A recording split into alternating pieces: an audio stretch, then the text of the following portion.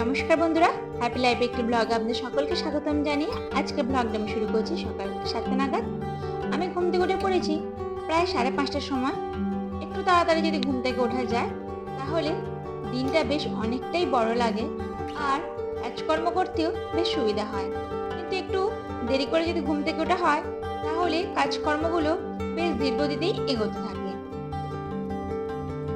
এখানে কিছুদিন ধরে একটু একটু করে দুধের সর তুলে রাখছিলাম। অনেকটা পরিমাণে একেবারে জমা না করে আমি একটু কম পরিমাণে ঘিটা করে ফেলছি, কারণ প্রথম যেহেতু করছি দেখা যাক কেমন হয় না হয়।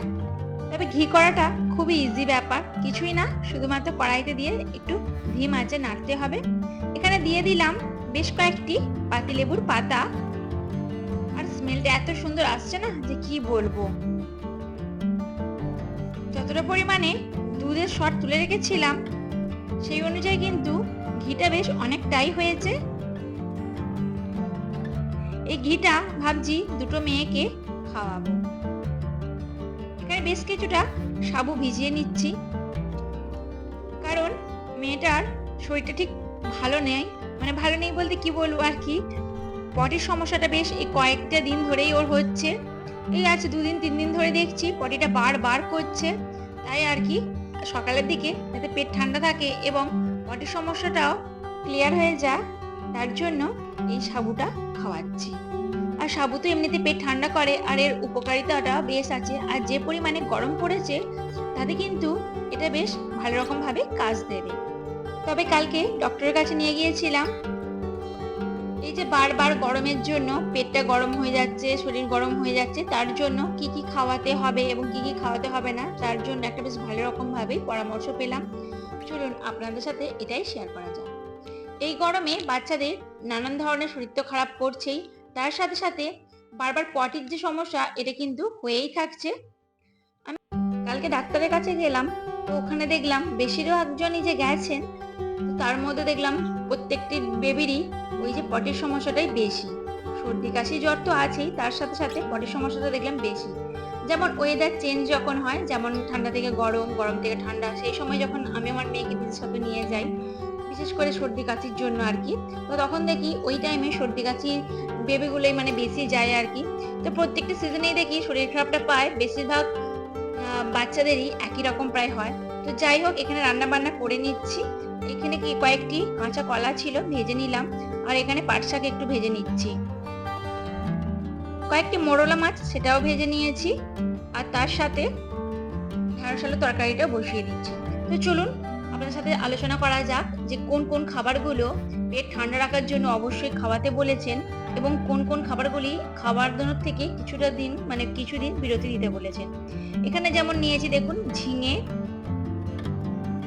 তার সাথে নিয়েছি পটল আর আলু। এখানে কিন্তু অবশ্যই পেঁপেটা নিতে পারেন, পেঁপেটা নিলে কিন্তু খুবই পেটে ঠান্ডা রাখে। তো এই মুহূর্তে বাড়িতে পেঁপেটা ছিল না, সেই জন্যই আর নেওয়া হলো না, কিন্তু পেঁপেটা যদি নেন পেঁপেটা কিন্তু খুব পরিমাণে পেটে ঠান্ডা রাখতে। আর পেঁপে আর ঝিঙেটা অবশ্যই রাখতে বলেছেন ভাতের সময়। এইগুলো এখন বেশি পরিমাণে আমি খাওয়াচ্ছি। ওষুধ কিন্তু কোনো রকম ভাবেই দেয়নি, একটা ওয়ারেস এর মতনই একটা প্যাকেট দিয়েছে বাচ্চাদের, সেটাই শুধুমাত্র গুলে খাওয়াতে বলেছেন। আর বারবার করে এই যে যেমন চিড়ে, সাবু, এছাড়া ঝিঙে, পটল, পেঁপে দিয়ে এরকম ভাবে ঝোল মতন, হালকা ঝোল মতন করে খাওয়াতে বলেছে। তো আজকে আর তাড়াতাড়ির মধ্যে এটা করা হলো না, কালকে আশা করছি একটু পাতলা করে একদম ঝোল মতন ওকে করে দেব। এখন বাজে প্রায় 2:30টার মতন, 2 মেয়েই ঘুমিয়ে পড়েছে, ওদেরকে খাইয়ে ঘুম পাড়িয়ে দিয়েছি। আর এই দুপুরের টাইমটাতেও আমি বেশ কিছু কাজ আগিয়ে রাখি, যাতে ওরা ঘুম থেকে ওঠার পর ওদেরকে পুরোপুরি সময়টাই আমি দিতে পারি। ছোট মেয়েটা যেহেতু খুবই ছোট, তো ও আমাকে তো ছাড়া একদম কিছুতে থাকতেই চায় না। তারপর 2 মেয়ের খাওয়ানো, যত্ন, এই সমস্ত কিছু তো আছেই। আর বিশেষ করে ছোট মেয়ের তো কোনো কথাই নেই, এখন হামা দিতে শিখেছে, এই দিক থেকে ওই দিক পর্যন্ত চলে যাচ্ছে, তো ওকে সব সময় চোখে চোখে রাখতে হচ্ছে। যেমন দুপুরের দিকে আমি বসে বসে যে সমস্ত জামা কাপড়গুলো ভাঁজ করার থাকে তুলে নিয়ে আসি, ভাঁজ করে রাখি। এমনকি বড় মেয়ের যে খাতার কাজগুলো মানে ওকে সন্ধ্যেবেলার দিকে বসে করাই, সেগুলো আমি এই টাইমেই দিয়ে থাকি। এছাড়া বাসনপত্র গুছানো বা মাজা এই সমস্ত কিছু এই টাইমে করে থাকি। মেন কথা, আমি যখন ফাঁক পাই মানে যখন ওরা দুজনেই একটু ঘুমায় বা একটু ওরা খেলাধুলা করছে, সেই টাইমেই আমি যে কোনো কাজকর্ম যেগুলো বাকি থাকে করে ফেলি। কাজ করে যদি বসি, তার একটা যে স্বস্তির নিঃশ্বাস থাকে, তার মতন মানে আরাম বা মনের যে একটা শান্তি, তার কোনো মানে তুলনাই হয় না। তো আমার চেষ্টা থাকে যখনই যেই কাজটা করি না কেন, সেই কাজটা পুরোপুরিভাবে কমপ্লিট করা। তাহলে আমারই সুবিধা, কারণ আমার কাজগুলো আমাকেই করতে হবে। যদি ভাবি যে এখন করব না, পরে করব বলে রেখে দিই, তাহলে কিন্তু সেই কাজটা পড়েই থাকবে। আর জিনিসপত্রগুলো একটার পর একটা পড়তে পড়তে একবার অগোছালো হয়ে যায়। কিন্তু সবসময় তো চেষ্টা করি গুছিয়ে থাকতে, কিন্তু সবসময় যে গুছিয়ে রাখা হয় তেমনটা নয়। কারণ আমার অনেকটা পরিমাণেই এই ঘর-দর গুছানো, রান্না-বান্না সমস্ত কিছু নির্ভর করে বিশেষ করে ছোট মেয়েটার ওপর। ও যতক্ষণ ঘুমায় ততক্ষণ বাড়ির টুকটাক যা সমস্ত কাজকর্ম থাকে, কাজকর্মগুলো করতে থাকি আরকি। কিন্তু ও উঠে পড়া মানেই যতটুকু কাজকর্ম হয়েছে ব্যাস ততটুকুই। তারপরে আবার যে কখন কাজগুলোতে হাত দেবো তার কোনো ঠিক ঠিকানাই থাকে না। তো আরেকটু বলি যে কোন কোন খাবারগুলো একদমই খাওয়াতে এখন বারণ করেছেন। যেমন দুধ রুটি, এছাড়াও নানান ধরনের যে আমরা এখন ফলমূলগুলো খাইয়ে থাকি সেই সমস্ত কিছুই, বিশেষ করে তরমুজ। কারণ তরমুজ একদমই খাওয়ানো যাবে না বলেই দিয়েছেন। এছাড়া ওটস, কারণ ওটস খেলে কিন্তু পটির যদি কারোর পটির প্রবলেম হয় 2 দিন 3 দিন হয় না, সেক্ষেত্রে কিন্তু ওটস খেলে পটিটা সবসময় ক্লিয়ার হয়ে যায়। আর যেহেতু এখন প্রবলেম হয়েছে ওর পটিরই, সেক্ষেত্রে ওটসটা এখন পুরোপুরি দেওয়া বন্ধ রইল। এখানে বিকালে হয়ে গেছে, দুজনেই ঘুম থেকে উঠে পড়েছে। আর দেখুন আমি ওই জন্যই কাজটা আমি বড় মেয়ের খাতায় আগেই মোটামুটি দিয়ে রাখি, যাতে ওদের দুজনকে নিয়েই আমি সময় দিতে পারি। আর বড় মেয়ের কাজের সাথে সাথে ছোট মেয়ের এই যে খাতাটা দেখুন, ওর দিদির এত বইপত্র আমি দেবো, ও কিন্তু কোনো মতেই নেবে না। স্কুলের এই যে সবুজ কালারের যেহেতু খাতার এই মোড়াটা দেখতে পায়, এই সবুজটাই ও নেবে। আমার পাপা আর কি আগের বছরের একটা খাতা ওকে বা মোলাট এরকম দিয়ে থাকি, তাহলে চুপচাপ খাতাটা নিয়ে বসে থাকবে। জানি না ও কি বোঝে, তুমি কি করছো? পড়ছো? কিছু নেবে না, এই গ্রিন কালারের যে মোলারটাই ও নিয়ে বসে থাকবে। তুমি দিদির মতন পড়াশোনা করছো? ও, দিদির খাতা নিয়ে পড়াশোনা করতে হবে? হ্যাঁ, আর অন্য খাতা বই দিলে হবে না? হবে না, তোমার এই গ্রিন কালারের খাতাটাই চাই, তাই তো? আচ্ছা, দেখি কি পড়লে বলো পাপান। আমার পাপান সোনা।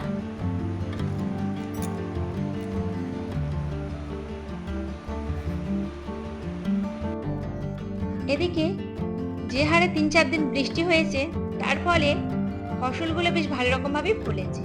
যেমন বাড়িতে যে কুমড়ো গাছ, কলমি শাক এই সমস্ত কিছু লাগানো ছিল, ঠিক তার সাথে সাথে ফল গাছগুলো বেশ একদম পরিপুষ্ট হয়ে গেছে। বেশ 2 দিন দেখলাম ঝিমিয়ে মতন যাচ্ছে প্রত্যেকটি গাছ, যেমন কুমড়ো গাছগুলো থেকে আরম্ভ করে নানান যে সবজি গাছগুলো আছে সেগুলো। আর এখানে আমগুলো দেখুন, প্রায় টাইম আমগুলো পড়ে থাকে। আমি একটু বাইরে এলাম, দেখছি বেশ কয়েকটি আম পড়েছে, তো ভাবলাম আপনাদের সাথে শেয়ার করি। এই 4টে যে আম পড়েছে দেখুন না, যেই থেকে বৃষ্টিটা হয়েছে দেখছি, যেদিনকে বৃষ্টি হলো সেদিনকে প্রায় 15-16টার মতন আম পড়েছিল। আর এখন রোজই 2-3টে করে আম পড়ে, এখনো দেখলাম 4টে আম পড়েছে। এমন তো প্রায় প্রতিদিনই হচ্ছে। আর আমগুলো কুড়িয়ে মাঝে মধ্যে চাটনি করা হচ্ছে। আবার কয়েকটি আম দেখছি রোদের তাপে বেশ পেকেও যায়, সেই আমগুলো আবার আমার ছোট মেয়ে বড় মেয়েটা খেতে ভালোবাসে, ওকে কেটে দিই, ওই বেশ খায়। আপনাদেরকে প্রায় টাইম বলে থাকি যে কত সামনে আমগুলো হয়েছে। এই দেখুন, আজকে আপনাদেরকে পুরোপুরি হাত দিয়ে দেখাচ্ছি। দেখুন কতটা পরিমাণে সামনে হয়েছে। শুধুমাত্র যে এই দিকের ডালেরগুলো হয়েছে তা না, আরও এই দিকের যে ডালগুলো আছে সেগুলোতেও হয়েছে। এই দেখুন, আপনাদের সাথে পুরোটাই আজকে শেয়ার করছি। এদিকে যে ডালটা দেখুন, ডালটা শুধুমাত্র হয়েছে, সম্পূর্ণভাবে হাতে দেওয়া যায়। আর আমার বড় মেয়ে দেখুন না, ছুরি দিয়ে কেমন দাগ করেছে। ও খেলা করবে, মাঝে মধ্যে ছুরিটা নিয়ে চলে আসে, আর ছুরিটা নিয়ে চলে এসে আর এইভাবে দাগ করেছে।